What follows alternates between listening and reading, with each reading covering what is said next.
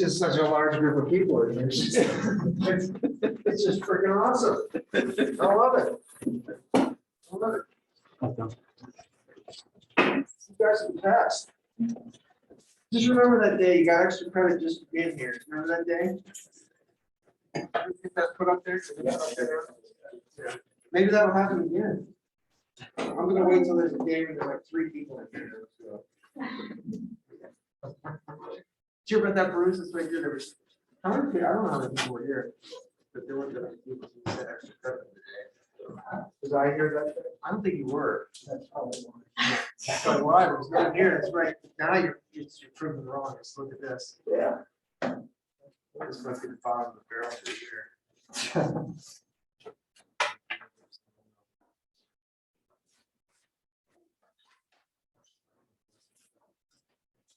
Get my email. Hopefully I said, oh, you know, I said, oh, she can invite you to your Gmail. What's that? Did you email?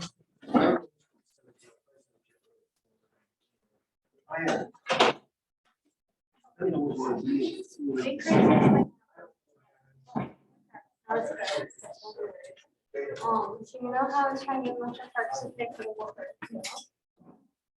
I was emailing JJ back and forth with a few questions I have about that policy. And then he sent me this email. Yeah. So you know how like the upper limit is like $2,000 or something like that? He goes, Well, yeah.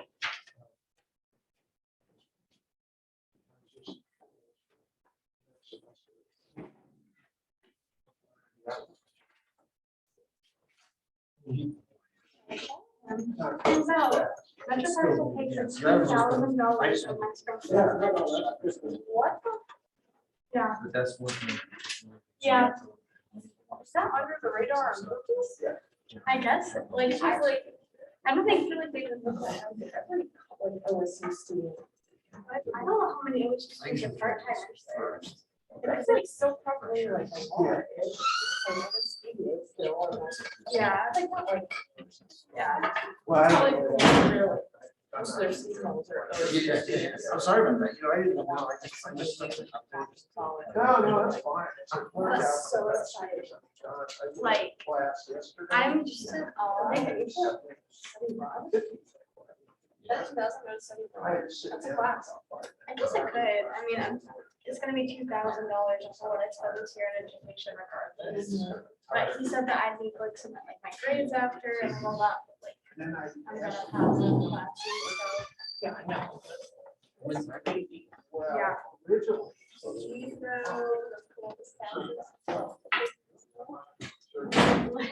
But I like, I'm just in awe of how it's I know. Like, it went from like, hey, can you pay for this certification to like, pay for part of my tuition? Yeah. Like 10 times what I was expecting. So it's For this, I'm annoyed. That is so exciting. so, oh, you did? Gonna be $2,000 less in debt? Yes, Yeah, yes. I did. And they haven't been crazy. Man, we're into the government. Yeah. Yeah. It's like the same as like part-time except with less skill. But yeah. You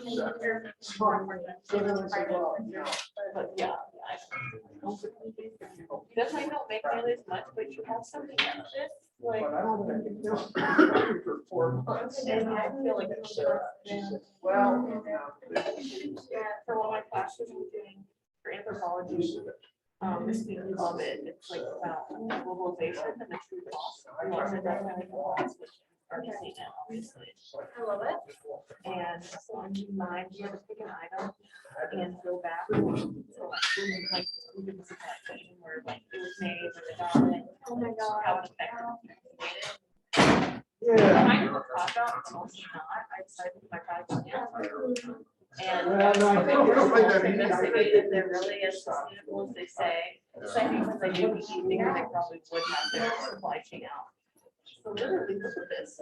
You have this supplier list, and it literally tells you the name of the that like the sewing factory or the textile mill.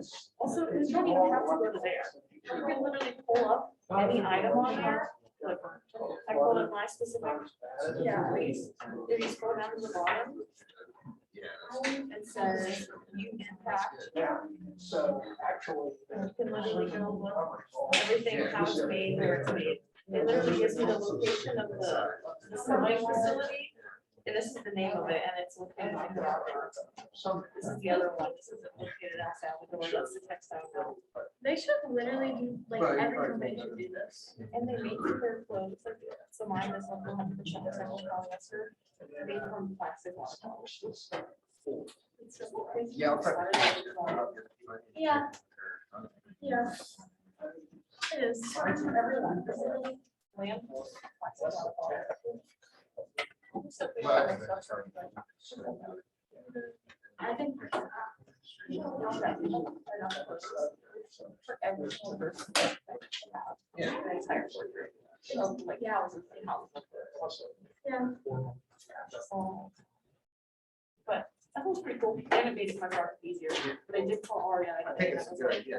Tell me about your supply chain, and they were like, oh, call customer service. And I was like, okay. Call customer service. Okay. Oh, Everyone's got some fun. Good talking. Talking's bad. I'm learning how to tell whether people are smiling by looking at their eyes. It's very smiling. You can tell if they're laughing or A little smiling. bit. I mean,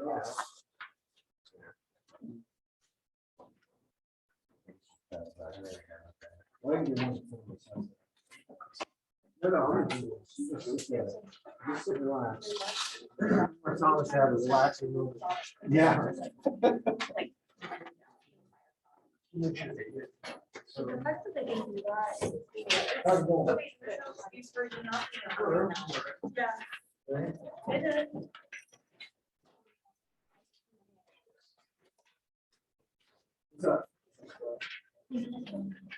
I'm not sure.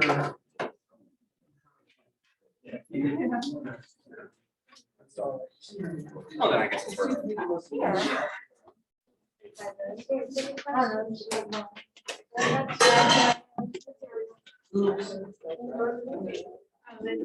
Okay, so this is another one of those just simple, you guys all read that Wall Street Journal article that we put up there, so you should look at that. I think it's actually pretty good read. But just sort of go through those and, last week we talked more about domestic policy, but this is more sort of international. So sort of go through these questions, chat with your colleagues in your proximity. Come up with some responses and we'll chat about it. Okay? Is that cool? Yeah, obviously the thing that was pretty good, since I'm pretty tied in with the books and National Mission Security Association podcast. So, I know from talking with them, they were pretty excited that they actually got something that was official.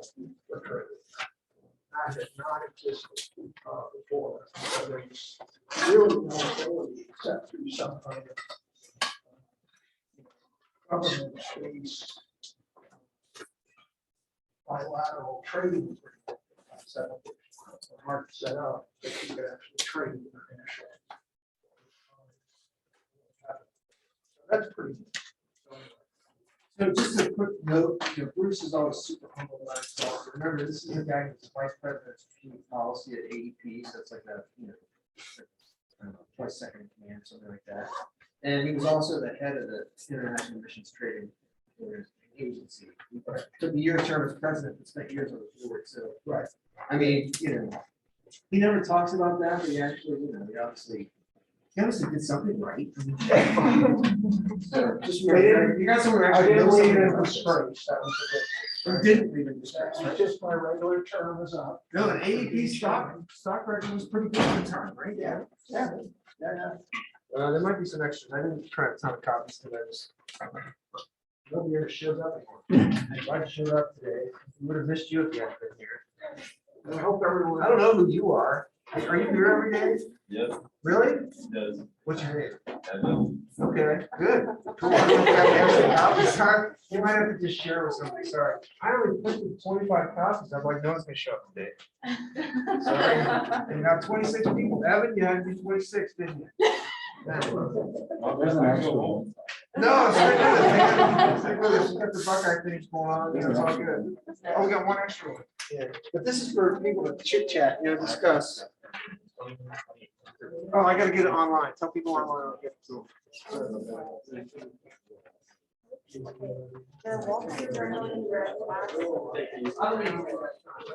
About the one they posted. I never actually read it. I gotta jump on. You haven't read it. Yeah, I pulled it up right now.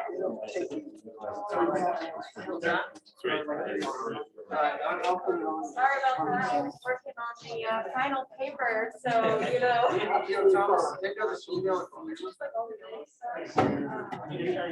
Just put it in there, put it on Carmen's. Send it to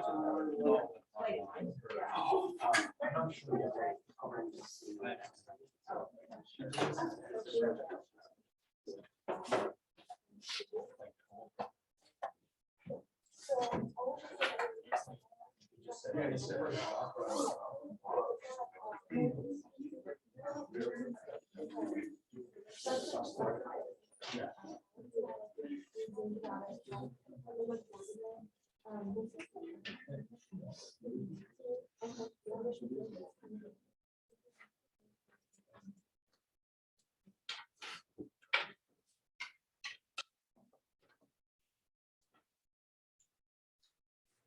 Hey, one other thing I just want to let you guys know, I'm on beta blockers and I have a heart issue that's popped up in the last week.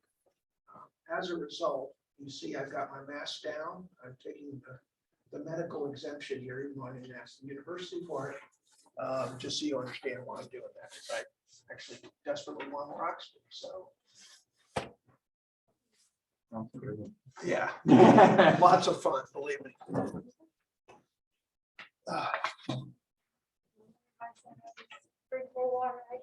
Yeah, exactly. Yeah, exactly. Well, I went down to get a bottle of water and all the machines are. got this for $6 on Amazon. Yeah, that's a good idea. That's what my wife has one of those. She uses that all the time. She refuses to buy bottled water, so she's always got her own supply.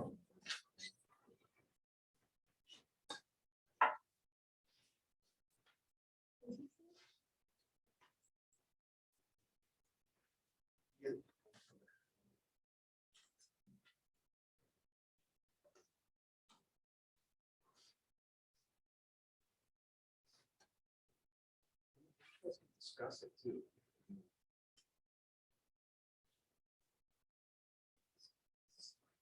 What's that? Silent discussion. Oh, silent discussion, yeah.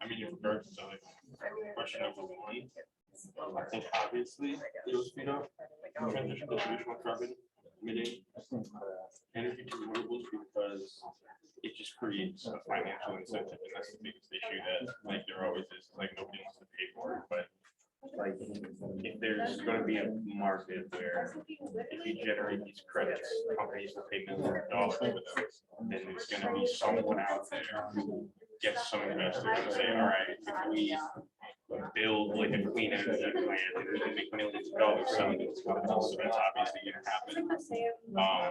And then like since that like if that starts happening and there becomes more investment into it, then the technology is going to also grow faster because you need money to grow technology. So I think it should definitely make it go faster.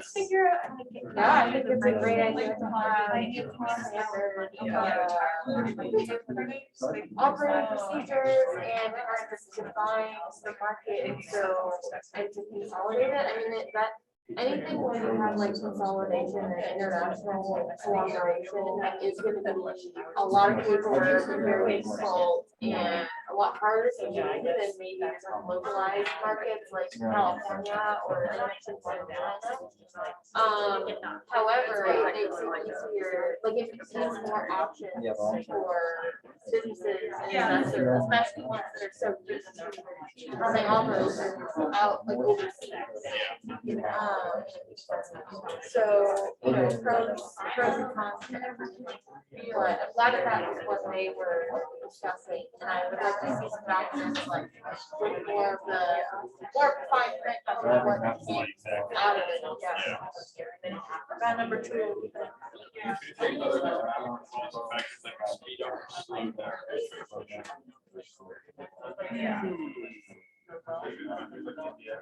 I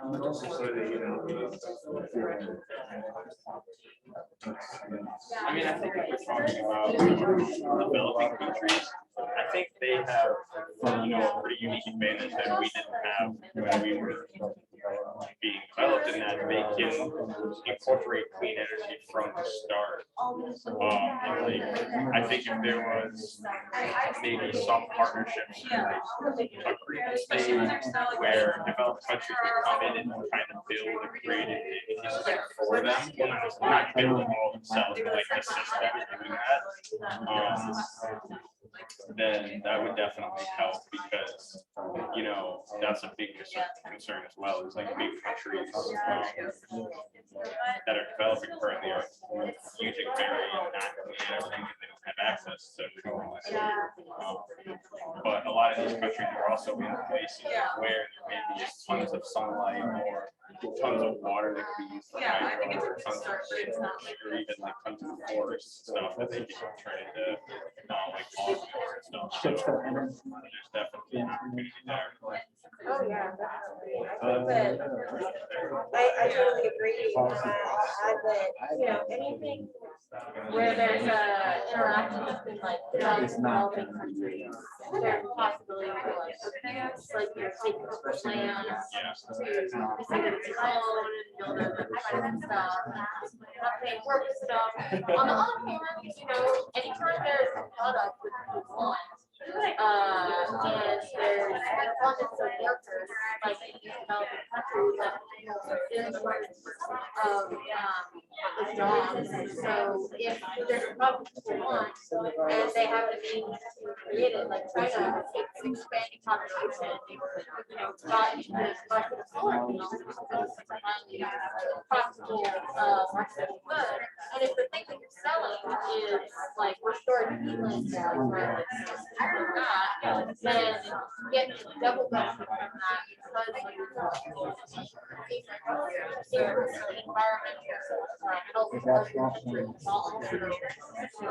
selling these credits to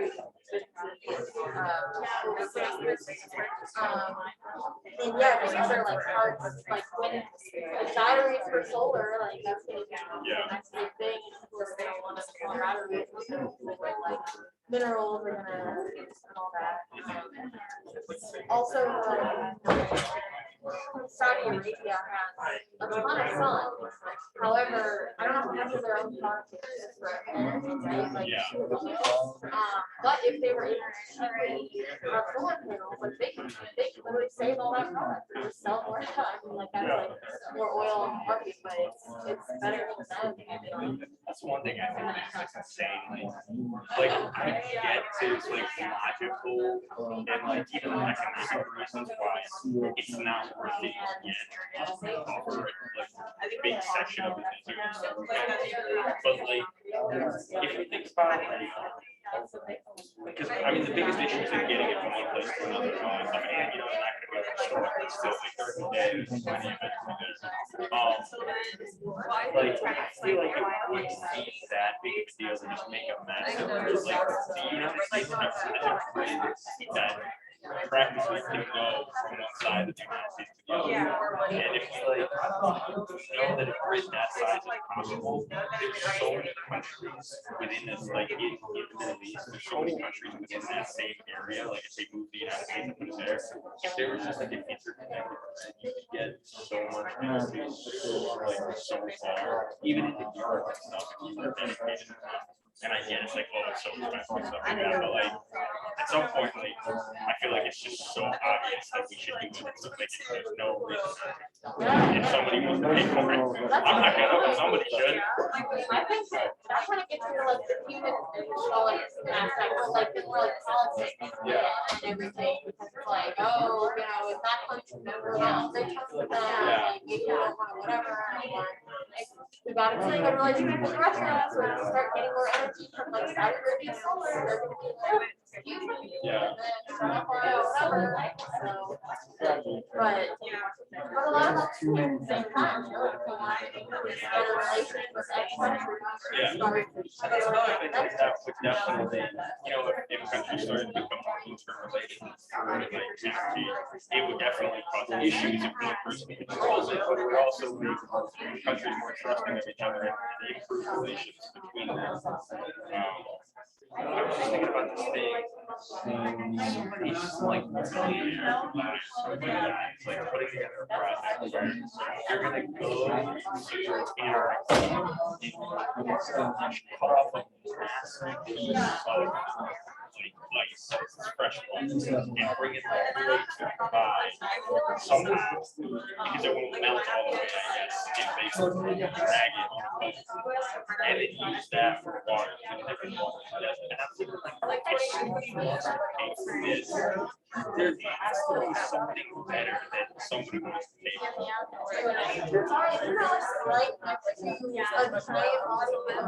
Salt water that tastes like desalinized. I think that's really bad though, technically, like water and stuff, because you're constantly with that like concentrated salt back into it, and it doesn't dissolve. It just there becomes like tons of areas where there's just super concentrated salt and it like fills up things. Because you think that it would just go back in, it mix in, and it doesn't. It kind of stays separate. It's just like a cloud of super salt water, and it goes and dies.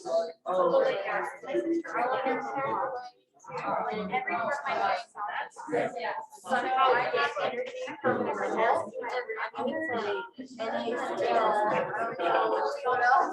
I mean, somebody. Yeah, I mean, that's a lot of things.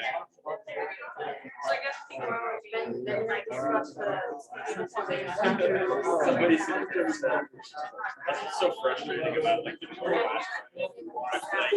It's like technically we have the solutions and the answers, but there's always a reason why we can't use it. There's always a reason why. Yeah. Like every day, like, what is the point of all this? But at the same time, like, God, the world is so amazing. Like, look at where we are now. And, you know, No, I know what you mean. Like it's insane how much crap we have. It's insane how little we know and stuff too, and how stupid we are about some stuff we do have.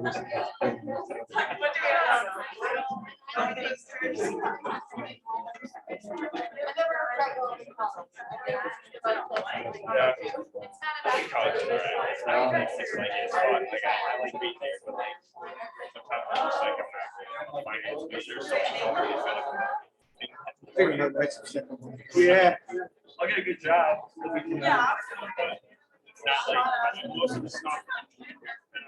Oh, I'm just like kind of like basic business knowledge that I feel like you could just learn on the job. So, all right, definitely not complaining.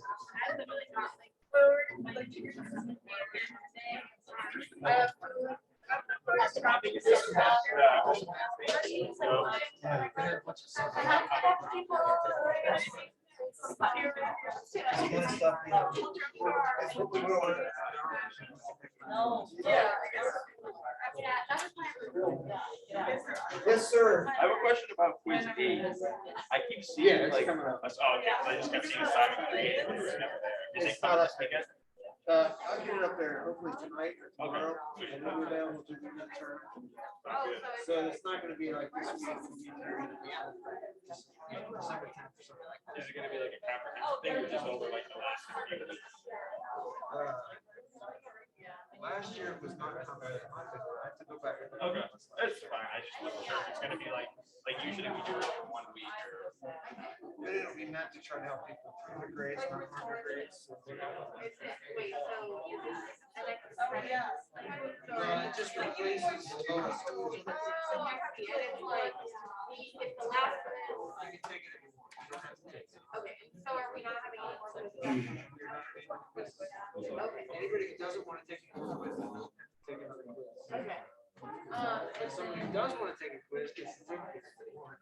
And so we are having a final exam, like the midterm, or similar. Yeah, and that's super unfortunate.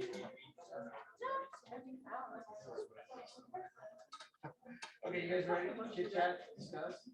As a full team, as a body of the whole, what do you think? I don't know where that came from. but I'm sure it's a- Okay, what was the first question? What was it? Can an international carbon trading speed up transitions from traditional carbon emitting energy to renewables? If so, how? We think, yeah. I would say yes, because it almost sets like a financial penalty for heavy polluters, and financial like penalties are one of the biggest ways to just get people to act. So you're saying it could, did you say it could reduce financial penalties or increase the financial Oh, no, like incentive? it'll speed it up because the people who are like heavy polluters in different industries will have more of an incentive to switch over to renewable sources because they don't want to pay for extra permits. Okay, all right, I get it, yeah. I think that it definitely will help speed up the transition, but I think that there will be like some drawback just because like, I mean, like reading that article of the Wall Street Journal, it's like the UN has like no enforcement strategy, so it's like, it really is like still like to the country, like if they are actually gonna like do something with it, it's like if they don't like nobody can like force them to like pay the penalties if like they, if like the country and stuff like don't want it to like. Yeah, so you're noticing this mix that we still have the idea that countries can decide how much they want to abate carbon pollution, right? Right. And so as long as some countries decide not to do anything, right, they don't even have to trade, right? Yeah. That's kind of what you're saying, sounds Yeah. right. Yeah. Yeah, so it's this thing, like on the one hand, yeah, it could really encourage additional action, right? Through financial incentives or through even regulatory incentives, but on the other hand, it may not, if not enough countries actually, okay, good. Yeah, and just to expand on what you just said, because I think it's an important point. It's great to have the trading mechanism in place, but the detail is what level are you trading off of? So if you create a carbon credit, well, how do you create a carbon credit, right? Is it you reduce relative to a baseline where your emissions are 50% lower than they are today? Is it relative to today's level? Is it relative to 80%? That's an open question. That's a big difference. Yeah, so. Today. That's today's pollution, right? Yeah. That's whatever, how many billions of tons are there? About 40 billion tons of carbon equivalent, CO2. So that's 40 gigatons CO2, right? And so if there's, that's for the world, right? Right. So the level of abatement depends on how the world sets this, right? But then you've got individual countries, right, that could choose, well, actually, we're not gonna do that, we're gonna go up here, right? Yeah. So the level of incentive kind of depends on what countries say, right? Okay. What else? Good yes and no, yeah? I mean, I think whenever you have an opportunity for someone to get into a market and sell a product, I think that's gonna benefit. And it's gonna create more incentive to do related activities. So like if you have, let's say you have a bunch of workers and you have a bunch of abandoned mines and there's a market for restored peatlands and you have the right conditions to create that, you know, if there's a product that you can sell and at the same time be increasing the environmental health of your, you know, locality, then really it's just a question of enough money, inputs and labor to do that. And that's a question that every single market faces, but I think it's good that there's more clear standards. Because just like everything, like we have our standard currency, and we have fairly standard prices for things. So that's a really good point. So if there's demand and supply, if there's no market, they can't get together, right? But if there's a market, then maybe they can get together, right?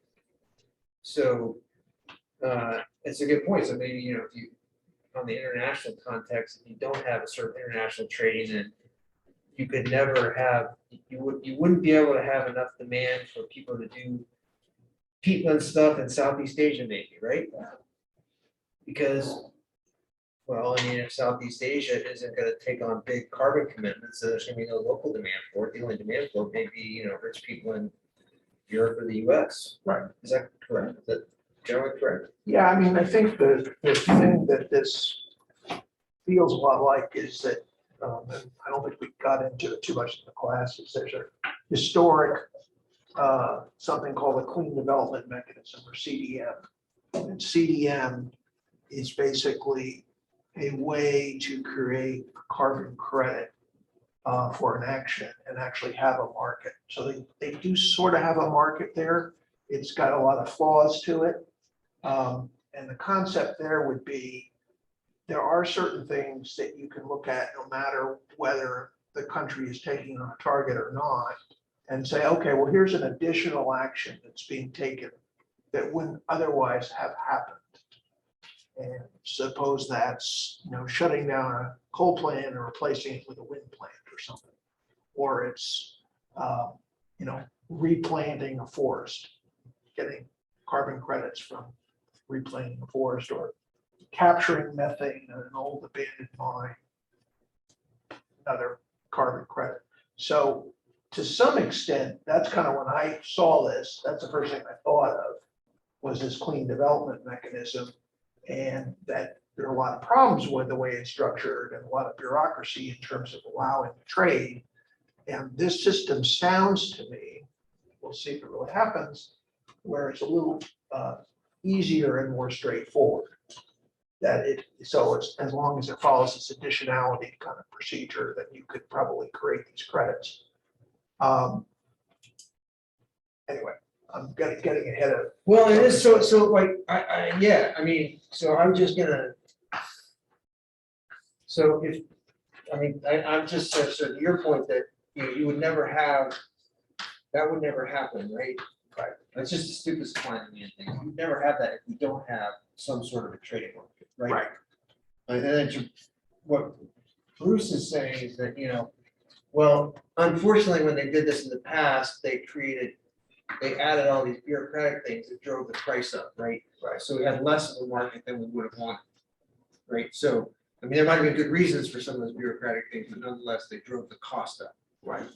Right. Isn't that kind of what happened with that CDM thing? Is it kind of, so the devil's in the details in part on this new thing, which is, does it figure out a way to make this more seamless? Right. Right. Does that make a little bit of sense? Like you can have these, I mean, there's bureaucracy, right? It's It's the United Nations, right? It's not known for being efficient, actually, right? Yeah. It's not, it really isn't, and it's for reasons, right? When you have 200 some countries that are involved, it's not, there's nothing's gonna be efficient, right? Just, it's the way it is. So, yeah. Okay, good. What else? Well, what about this side over here? You guys are so silent. You just taking it all in? You think it's all great? I didn't get any response out of that. They stared at me like I'm a complete idiot. I love it. I already said mine, They already said yours? Which one was yours? creating incentive. Creating incentive, yeah. Private. Yeah, okay, good. So you reinforce that. Yeah. You know, what it's been the discussion a lot in the last couple of decades is this notion of putting a price on carbon. And that's kind of precisely what this would do, where you don't really have that price unless you have some trading and a supply demand balance. Yeah, so this would move towards putting a price on carbon in more places of the world, right? Exactly. Because there are some places, like in Europe, there are some countries that have prices on carbon, like they have Yep. a European trading system. California has a carbon market, right? They actually have a price on carbon, but that actually excludes big chunks everywhere else, right? Right. And this would help allow for an actual price to affect the more prices, yeah. That's probably a good thing. Okay. You want me To to be move, honest, you I want me to don't move fully that side. understand it. Don't understand what? Like the credit system that they would have. Okay, yeah, that's a good question, maybe, but do you understand it? Do you understand generally trade with permit systems? Do you understand that Yeah, in general, just in yeah, general? even, Okay, but the carbon trading system they're talking about, yeah. not so understood, yeah. Yeah. I Well, mean, it wasn't clear in that article. I Yeah, didn't. it's harder because you're setting up the ability to have international trading. Okay, that's good.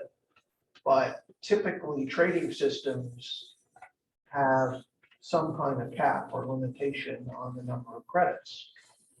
And that's the way in which it creates a scarcity, in which it creates a price, right? I mean, if there were unlimited, infinite credits, then you'd have price of zero. Right. Right, so you're right in the sense of saying it's hard to know how this exactly works. Because the truth, I think a lot of people are still struggling with that. It'd be a lot easier if you had the original Kyoto agreement, let's say, where it said, oh, all the nations are establishing a fixed cap and they're going to get to this level by 2010. And everyone in the world is going to be participating. Oh, now I have this tradable credit. And you go, okay, well, it's relative to that cap. That's easy. But until you get to the point of having a cap and actually an allocation of credits, right? So the way in which a lot of the US legislation that didn't pass, but in sort of that 2008, 2010 period that I talked about in one of the videos, the way that worked was they said, all right, well, there's this level of emissions you've got to reach by 2020, 2030, et cetera. And in effect, there are a number of credits that are created. Some of those credits are allocated to companies, to facilities. Some of them were actually going to be auctioned, but there was a fixed supply of those credits. And you can create some more credits in certain ways. Basically, that's the way the price mechanism works the most effectively, right? But the reality is you've got an international community where the majority of, not the majority of the countries necessarily, but the majority of the emissions don't want to be under a hard cap. They don't want to have that. They're making some pledges. India and China are probably the two most important right now in terms of where we're headed. And so you have to come up with something that recognizes that there's going to be kind of this squishy area of, okay, well, how do we think about credits and how credits get created? The price on carbon is really important, though, to this question, because if you know that there's an international market that's fairly active, it isn't just a small thing, and you're building a renewable energy source, and you're making a decision between that and, say, a natural gas source, you add in the price of carbon, figure out the economics, including the price of carbon on gas, and that would tilt you more towards the renewable. Right. So that's kind of the point of all this, but it's hard. It's really, really hard when you don't have everyone involved. You know, so listen to what he just said. So that's actually interesting. So you said, I think it was you, but a couple of you said, you know, we have all this demand for stuff, and, you know, will there be supply, right? So kind of to Bruce's point was that a lot of people out there may have capital to spend on something, right? And without an actual price for carbon, they won't spend the money. So if there's no market, right, if there's no sort of international trading of stuff and no price, they're not going to spend the money on the renewable thing because it's not, there's no price for it. They can actually act on, right? But if there is a market, right, then they could actually start to act on it, right? So the benefit of a market is it can actually induce more, potentially more capital into renewable projects, right? Right. And one of the biggest challenges right now with renewables and is the worldwide growth of renewables. And that the development of renewables needs every push it can get in a lot of, particularly a lot of developing countries, where they may still have, you know, local coal or local gas or even oil that they use, and it might be cheaper. Without a price of carbon. If there's a price of carbon, all of a sudden, makes sense. It's kind of a partial finance mechanism there. Yeah. That's kind of what was tripping me up, honestly, is like developing nations especially, like, will they get set behind because they can't keep up with, you know, these kind of standards in renewable energy that haven't really gotten there yet? Well, so that's one of the hopes, I think, of this trading mechanism is that it can actually help create finance for developing countries who would otherwise undertake probably less. So, you know, a country, say, I don't know, I'll just pick one in, say, Latin America. So I do another one in Guyana, which is a really small country, so it's not gonna have huge effects, but they get all of their energy from, they use that stuff that Bruce talks about, these bunker fuels, basically, to produce electricity, right? That's how they do it, because they get it for free from Venezuela, all right? Because it's right next door and it helps keep peace in the area, right? So that's how they produce all their electricity right now. Is these really inefficient boilers that produce electricity that way. And that's just the way they're gonna keep doing it, because they can get it for really cheap, right, for their next door neighbors. And they also sit atop a massive new oil find in the Gulf of Mexico that they're now producing oil from, right? So they're not gonna do anything. They're not gonna do renewable energy. Why would they do that when they practically have energy for free? However, if there's a carbon price suddenly attached to projects that are renewable, and it turns out that, you know, putting in a wind farm in the Gulf of Mexico rather than drilling more oil in the Gulf of Mexico is actually more valuable because there's a carbon price associated with it, then they'll need to actually do that. So even though there's no regulation that requires them to do it, somebody will pay them to do it. I think that's kind of the idea, right? So it, you know, it can help induce additional supply of renewable stuff in places that wouldn't otherwise undertake those activities. Yeah. Yeah, that makes sense. And one of the big sticking points right now still, even with after COP26, is the finance side. And that the idea was to create this sort of international fund for all the developing countries who, you know, can't afford to, you know, basically spend all the capital that you need to spend on these things. And they're talking in the trillions, you know, that used to be 100 billion, now it's going up and up and up. And so having carbon price having a market, which would say these projects would yield some carbon benefits, some reduction benefits, if you will, that could help. Now, it's not gonna make all the difference in the world, but it certainly will help, depending on, again, how this all gets set and resolved, so. Sorry if you already said this, but is that carbon price that you were talking about, like, is that kind of a cashback kind of thing, or is it a discount? So that, well, so that is yet to be determined what the actual price would be and how it would actually work. But in the case of an actual market, if there were actually permits of dioxide that were traded, then in the case of, say, Guyana, them not putting in a new boiler for using oil to produce electricity, and instead putting in a bunch of offshore wind farm, wind generators, right? They would get paid the difference, the carbon difference, they would get paid a certain price per ton for each ton they didn't, because they shifted from one thing to another, right? Does that make some sense? Yeah, that does make sense. The question is what's the price, right? And that's gotta be determined. That's what a market's for, to set the price. Yeah, does that come, like, that, I know it's in like the credit system, but is that coming from every government or some governments? So that's why I drew this picture. Sorry, I made it a little bigger than originally. Sorry about that. It's so small. Maybe you can't see it now anyways, but so that's just to relate how the price would get set to the terms we talked about. So I just put the USA and China because they have about the same carbon emissions. That way I can put the two lines about the same level, right? They're not exactly the same, but they're close. And our business as usual is what we're going to be producing in terms of carbon emissions in the future without any regulations, without any sort of doing anything for climate change, right? And just assume that's a straight line. And then everyone in the world as part of Paris is signing NDCs. I know Bruce talked about these nationally determined contributions. So that's your decision as a country as to how far down you'll take your carbon emissions, all right?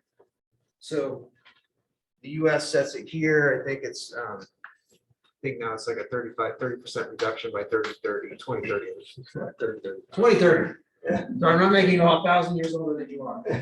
So 2030. So I think it's 30%. I forget what it is. Yeah. And China, I think what the agreement between China and the US was essentially to try to create similar goals in each country. So I'm just gonna, theirs is, I think, also 30% by 2030. It might be expressed slightly differently. In any event, that just puts the lines the same. So how does it create, how does a carbon price emerge from that? So the idea is that then, essentially this NDC sets the cap for emissions in the US, right? So the US is what, 7 gigatons? 30% reduction is down to something like 5 gigatons, right? So the cap on emissions is now 5, I don't know if it's 5, but whatever, it's 5 gigatons roughly, right? Would be our cap. China, I'll just say they're at 7 as well, so theirs would come down to 5 gigatons, right? And that's the new cap, that's the cap on emissions, right?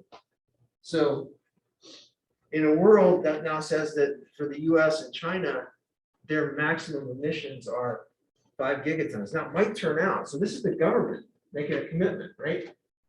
It might turn out in reality that by 2030, that the US is not able to do that cheaply to get down to 5, right?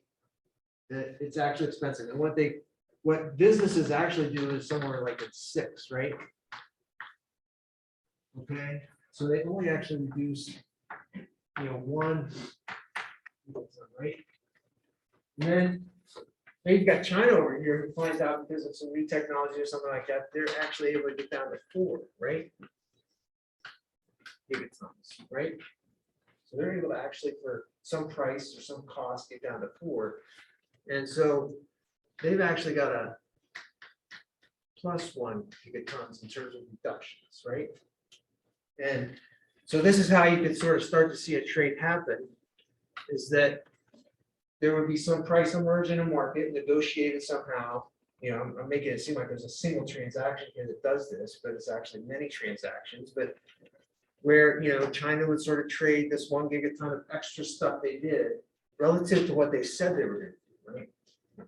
And they would trade it with the US, who said they were gonna do this, but found out that it was way too expensive.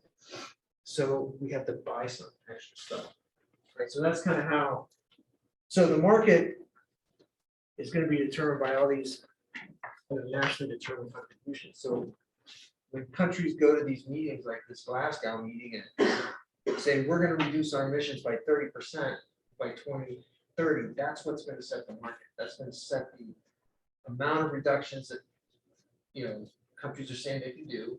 You add those up across all the countries, and that'll ultimately set the total sort of umbrella or cap for emissions globally.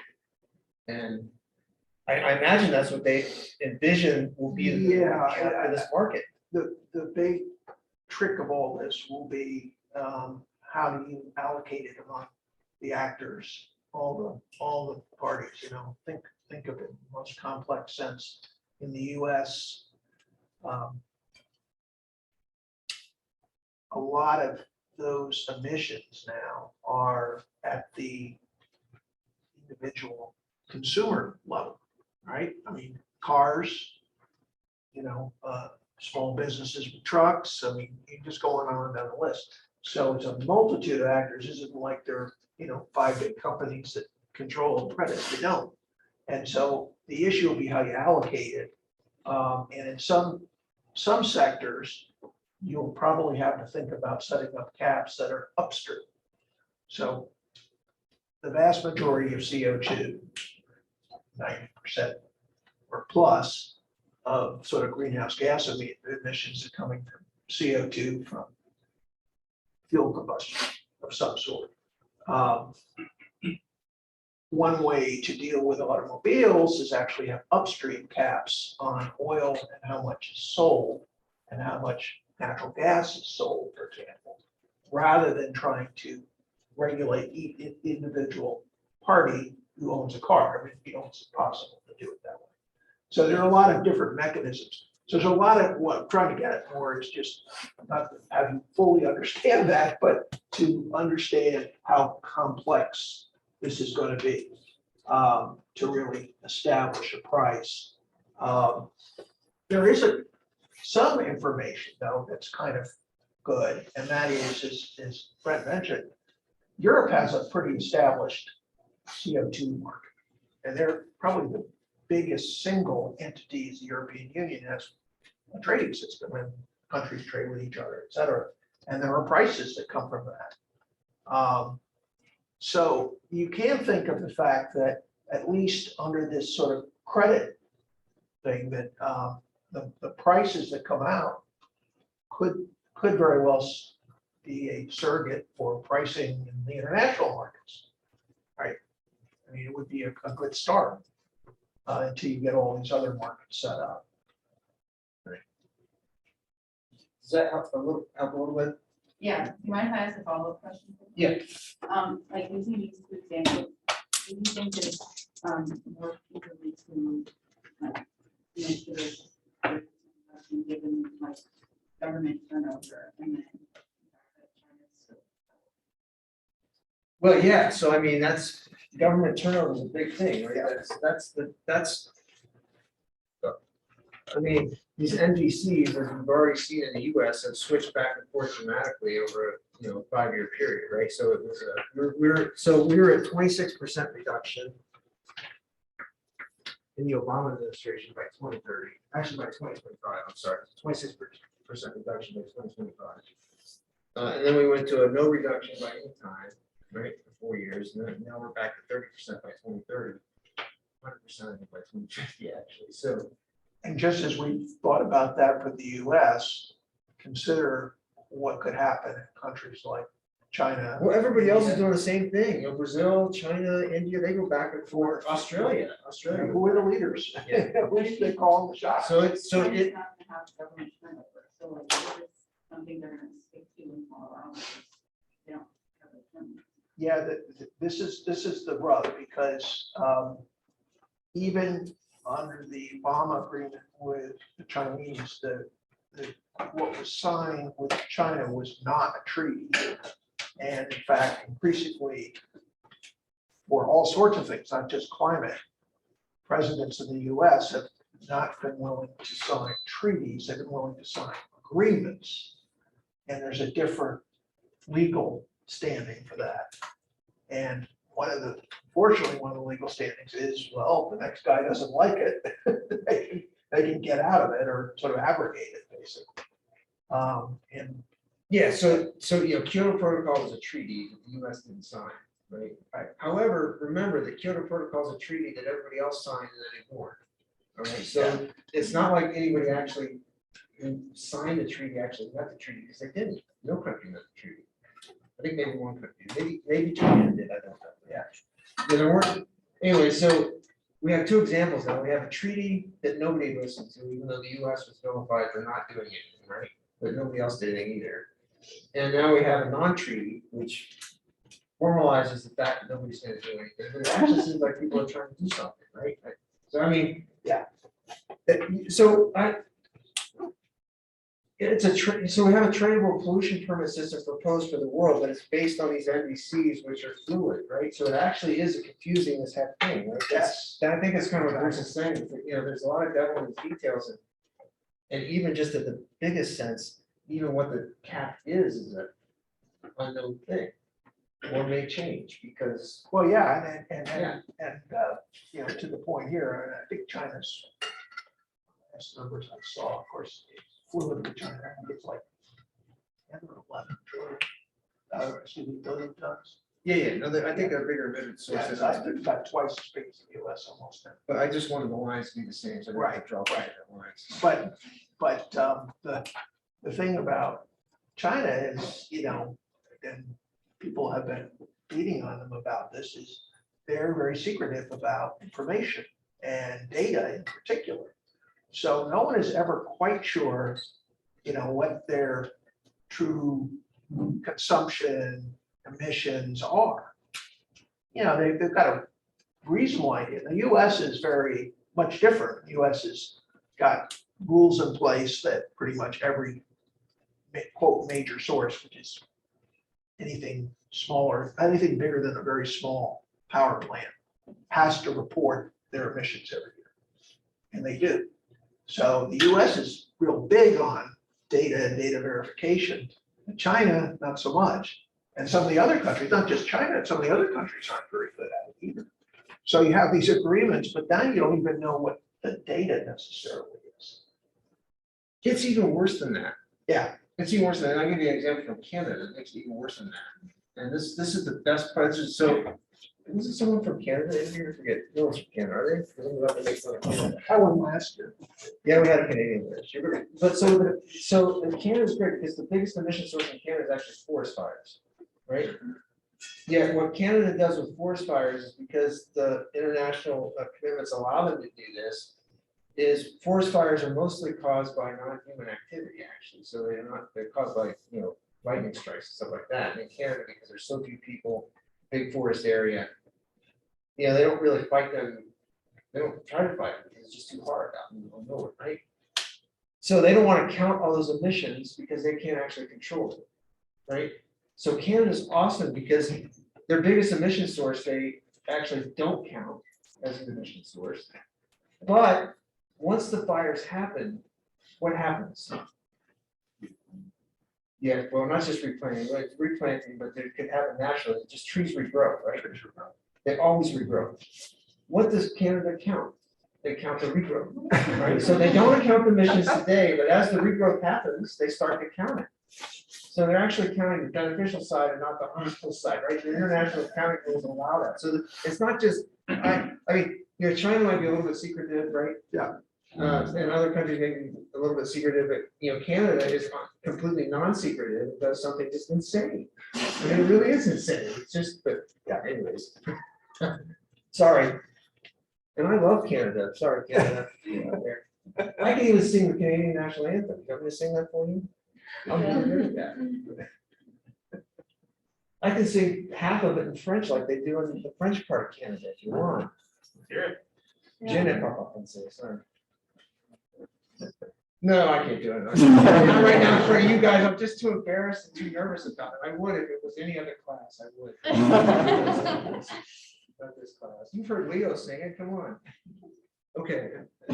Other comments on this? I don't know, we were talking about something, and I guess it's two questions. One, Saudi Arabia, how much of their own like oil that they produce do they use for their own electricity production? And if there is like a substantial amount that they, like of their own supply that they use, then part two is, what do you think of the idea that they could put solar panels across their deserts, assuming, you know, they have the capital to do this, and then the money that they would just, that would be like a net savings in money over time, because they would then have more product to sell externally. Well, we could look up on that BP data set, you can look up how much energy they actually consume versus produce and export. And I'm guessing it's minuscule consumption relative to exports. It's gotta be, it's not a big country. There's only, how many? Saudi Arabia is only 10 or 11 million. I think they have less population than Ohio. Right. I think. But they may have more population, but it's not much more. So. So just be like negligible or whatever. Well, it's interesting. I mean, it's so they could of course export the electricity, right? So if they produce a lot of electricity there, so there are options there, right? But the biggest, their biggest, so they have this hugest export commodity of oil, right, and natural gas, and that's they're not going to give that up. That's 25-30% of their GDP. Yeah, I think it has less effect on how much they would export. In other words, like, okay, they put solar panels, they don't use their own consumption. My sense is that's pretty small in relative terms. And don't forget that Saudi Arabia almost never produces as much as they could produce. So in effect, they're exporting what they're exporting. That's kind of set by the markets and a lot of other factors, not really so much set by the fact, oh, they can offset some of their own consumption before they can export. So that would kind of be distance. Yeah. And Russia probably would not do that because they don't have any desert. They would want to use it for timber or whatever. Yes, I don't know what the Siberian tundra would be for street solar Put it on the panels. tundra. Yeah. That's a good point. They get a lot of there. In the summer, they get a lot Yeah, of daylight up there. Still an indirect sunlight, though. It's Yeah. not- It's a lot of sunlight, but it's such an indirect angle. Yeah. Yeah. It's interesting. What was the second question? You see that? 2 or 3 economic factors or policy factors that Oh, yeah. speed up or slow down transition to renewable energy in either developed or developing countries. It's a really good example question.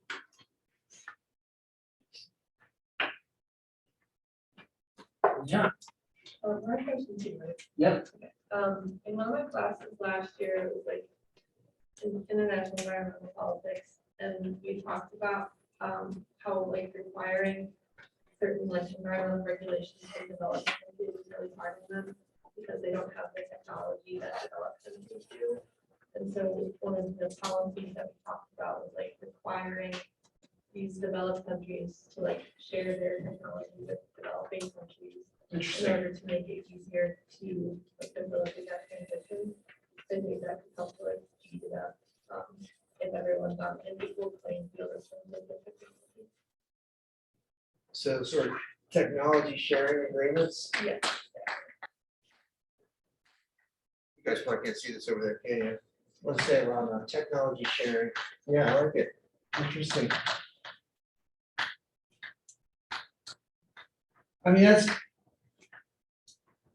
it sounds great. I like it. I mean, you can see this issue though right now, right? Even with the COVID thing, right, with respect to these vaccines, and the difficulty of getting companies, right, private companies, from say the US in particular, to share the technology in other countries, right? they're really unwilling to do that because they want to make a profit, right? So that's really complicated. In the sort of patent system that we have, you know, I don't know how to get around that, but I think it's a good concept, right? That this could be a way to, you know. Isn't it, I mean, isn't it this really more back to the finance issue, really? I mean, because it's not that developing countries don't have access to the technology, they can buy it. The problem is that they can't afford to buy it, right? So I think it gets back to, you know, financial mechanisms and dare I say, back to the $1 trillion or whatever that you know, the international fund that they're talking about.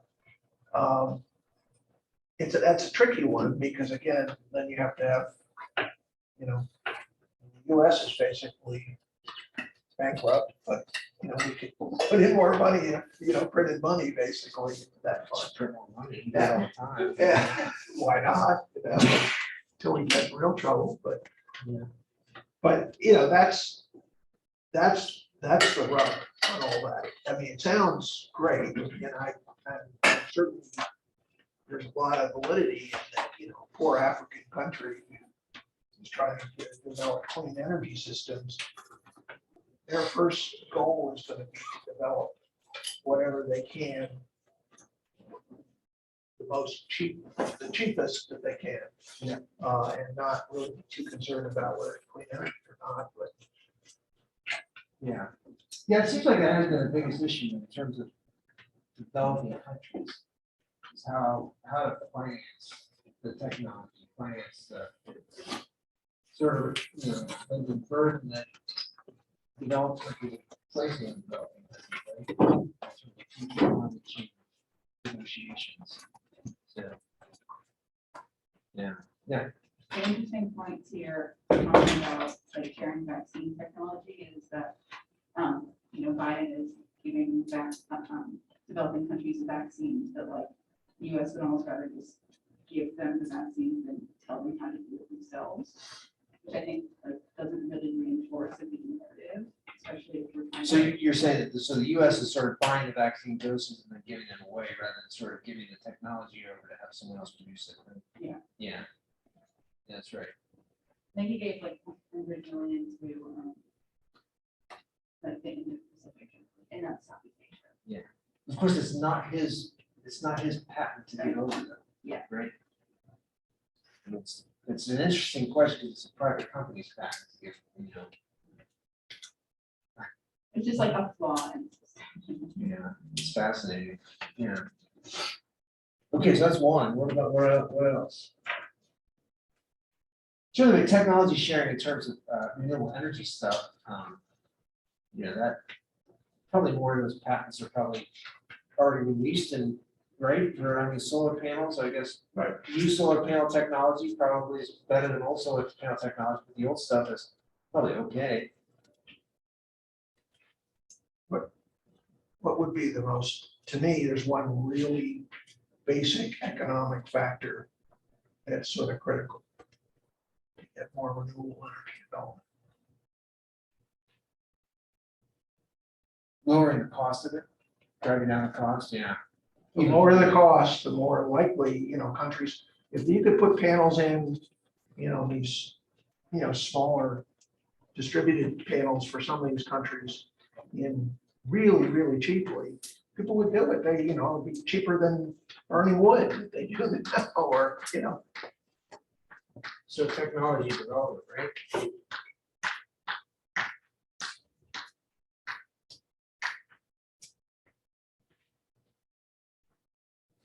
Okay, so we kind of said something along those lines. We said that putting more resources into renewable energy will help drive down costs. Yeah, this is the chicken and the egg thing, right? Is that what drives down the cost of renewable energy? And this was always the argument, like, so we have this sort of incipient industry argument. So the US sort of justified significant subsidies for solar panels back in the 70s and 80s, right? When that technology was really not that good. And the idea was is that, you know, you have to provide the subsidies to get people to invest in it. in order to make it good, right? And it's not clear to me what actually caused solar technologies to get so good. I don't know that it was that subsidy system that did that. To me, the most compelling argument has always been that actually what did it was the production technologies and actually, Yeah, I think China actually engineered technologies to produce these solar panels at such large scale, at such low cost. That's partly drove down the yeah, I cost. think, I'm thinking it now the wind as well, but a lot of it had to do with developments that were occurring at the same time for all sorts of industries and drove down the cost of materials. So think of composites. It used to be 20 or 30 years ago, things were built out of steel, they were built out of aluminum, they were built out of sort of basic metals. Things weren't built out of composites. Composites didn't really exist. And composites are a superior form of metal, basically.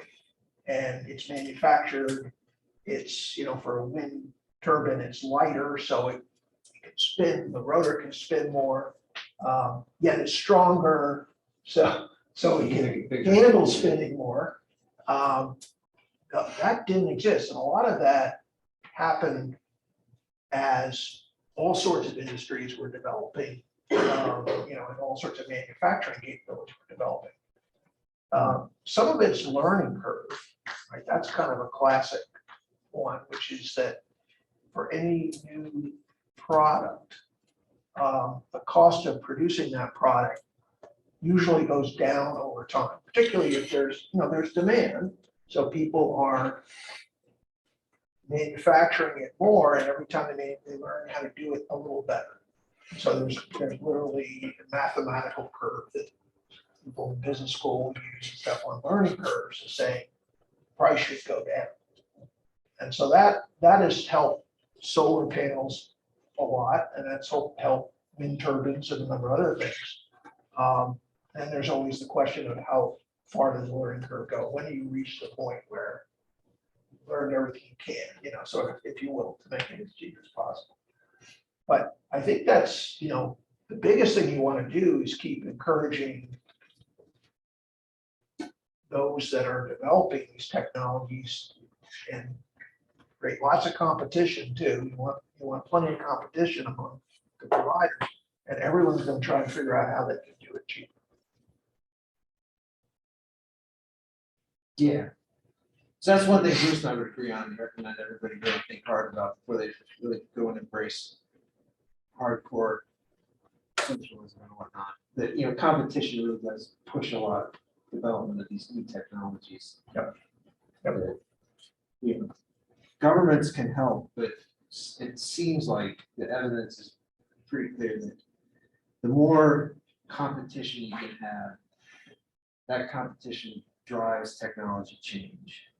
And yeah, some technologies are not good for us, right? So, at the same time, we're driving great technology change to make all this wind power and solar power better. It's also getting better at pumping oil out of the ground. That's true, right? Yeah. But let's not throw the baby out with the bathwater, right? The competition, you get the better stuff, or the renewable energy, won't have this effectively if we don't have really good competition. Yeah, I mean, the other thing about competition, and then to your point about getting oil and gas out of the ground and having better technology to do that, thinking in terms of renewables, that's probably going to help geothermal in the long term. A lot about geothermal is being able to, effectively go underground, if you will. And use the technology to extract it. And we've just gotten a lot better at that in general. So all these things kind of help. So the thing you really want to do is encourage that as much as possible. One way that the US has done this without eliminating competition, or they aren't taking the China approach of saying, well, we'll just build these.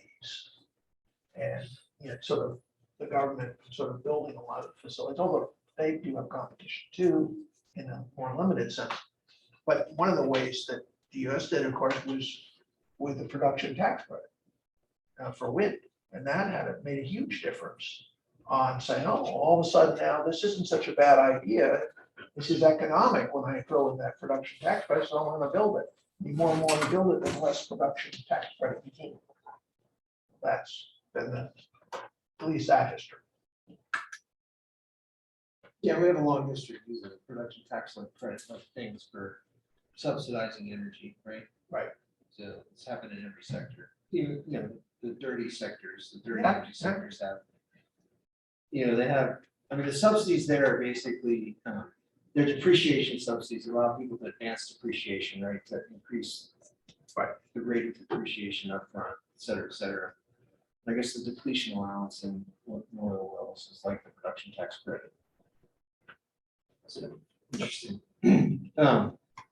I made a mistake last week or the week before with respect to the geothermal thing, when we were talking about the geothermal thing on campus.